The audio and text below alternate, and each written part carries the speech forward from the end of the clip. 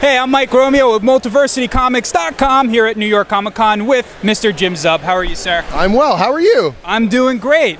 So tell us, you've been a busy guy. I've been a busy guy. New arc of Skull Kickers wrapped. Yep. Makeshift Miracle collection. Yep.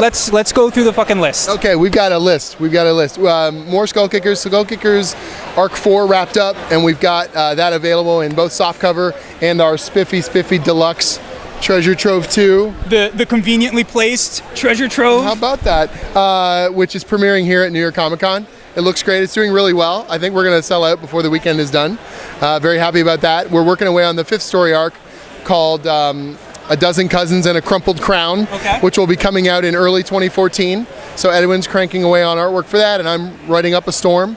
I've got the upcoming Samurai Jack comic. Dude, all right. Okay, that's a separate... No, we could do that right now. Sure. I read the first issue. Yes.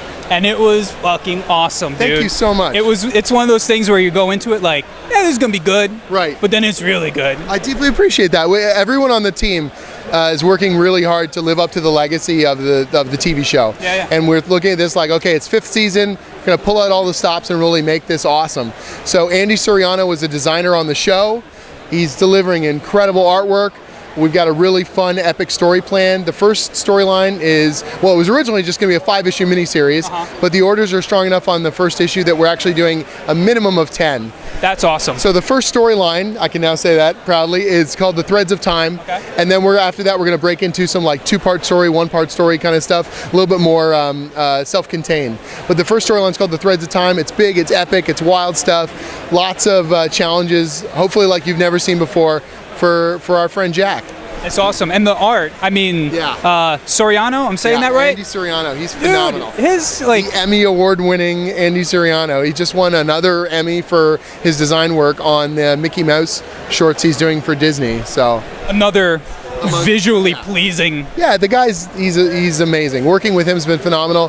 Gendy Tartakovsky, the creator of Samurai Jack, is doing the alt covers for the series, so it's got that extra, oomph coming from that. Yeah, you guys have a small fleet of covers for this thing. Yeah, it's been great. Yeah. Cartoon Network's been really supportive. The fans have been really excited. We're stoked, and that's going to be in stores October 23rd. Yeah, so 2 weeks from today. Today-ish. Yeah, that's right.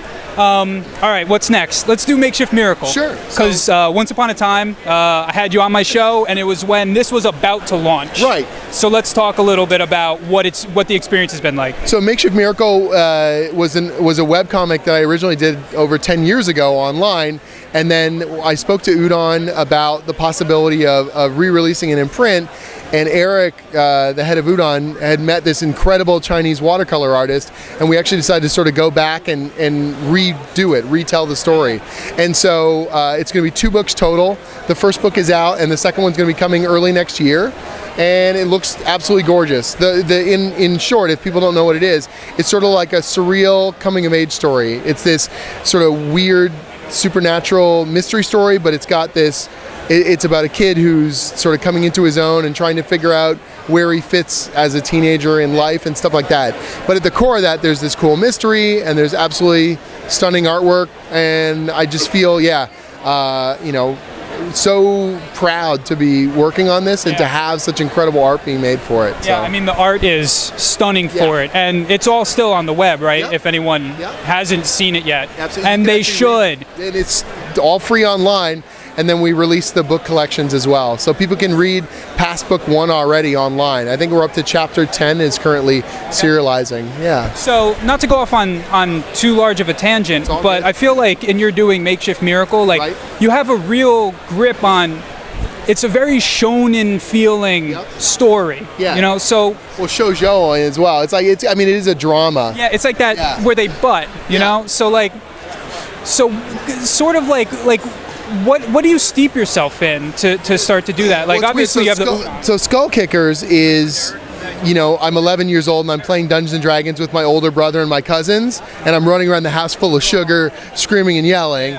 And Makeshift Miracle is I'm 16 years old and I'm afraid, and I just get into manga, and I absolutely love these character dramas and I love these really cool stories. And so it's just channeling sort of different parts of me into my writing, I guess. I mean, Samurai Jack's easy because I was a huge fan of the show. So it's just taking all that awesome mythic stuff. It's like, you know, Akira Kurosawa meets Hanna-Barbera. They just, bam, That's an right? awesome way. Yeah, and so just trying to take all that awesome stuff. Yeah. So you know, for me, writing is a personal experience where you want to take bits of yourself, but even if it's a commercial project, you want to, you know, find ways to identify with it.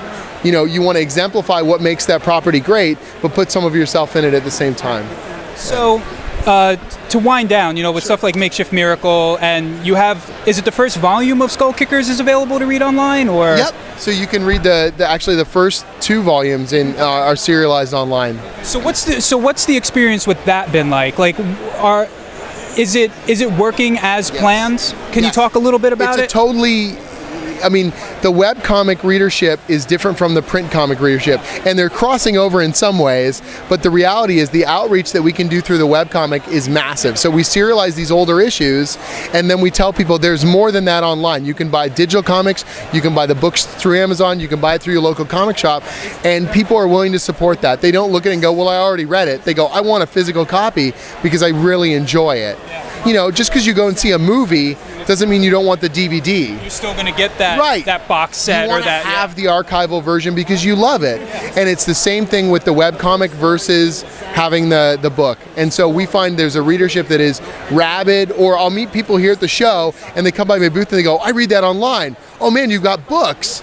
And they buy it because they want nice. They want to support me and they want to get an autograph or whatever. And so it doesn't hurt the audience. It just doesn't. It's the, and I've got the numbers to back it up. So it's like our readership has grown, even though they're like, and it is from the moment that we started serializing online. Really? I can see a distinctive jump in our digital sales. I can see a distinctive jump in our Amazon sales. I can see a distinctive jump in our convention sales, and that is pronounced. That's awesome. So it's not like a random occurrence.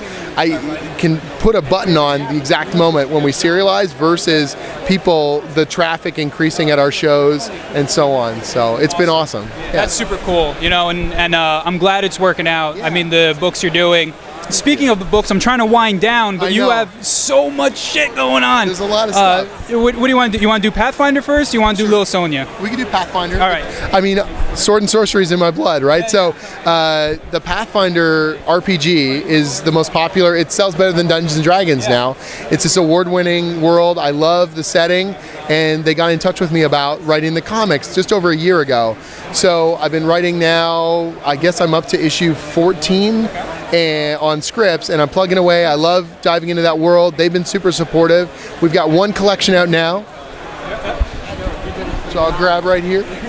Looks really good. Turned it real spiffy, and it's role-playing game sized. Okay. So it fits on your shelf with all your modules and all your cool with your Warhammer books You and got stuff. it. And I'm working away on the second arc now. Okay. And I'm in through to the third arc. So I'm on the series till at least issue 18. Awesome. Yeah, I'm having a blast with it. And it's real classic sword and sorcery, but it's got a lot of fun, a lot of verve. If you played D&D growing up, you're going to really recognize those notes. You're going to really get a feel for it. It's solidly in your wheelhouse. Yeah, absolutely. But we made sure it's new reader friendly. I mean, the Pathfinder fans love it, but if you've never played the game, you can pick this up and just have a really cool, fun fantasy story. Awesome. Yeah. And Little Sonia. Right. Today is actually like this. Like, when was it announced? Today's like the first I'm hearing about it. They Okay. announced it today. So I've been working on that for a few weeks. Dynamite's doing like a kids month. Okay. So they're taking a whole bunch of their properties and doing kid versions of them, kids comics. So I don't know all the titles, but I know they're doing a Vampirella one, and they're doing like I think Green Hornet and the Shadow and all sorts of these little cute kids versions of their characters. Like chibi style. Like they're as if they were 8-year-olds or 10-year-olds or whatever. So they asked me if I would be interested in doing one. And I said I'd love to do Red Sonja. So I'm doing Little Sonja, and she's just this little butt kicker, and there's a mystery she's got to solve, and monsters she's got to fight, and she's this plucky little kid adventurer, Oh yeah, All right. And it's going to be a hoot. So John Carroll and I are doing it together, and Agnes Garabowska is doing the covers, and she does the cutest stuff ever. Have you seen any of it yet? Yeah, it looks great.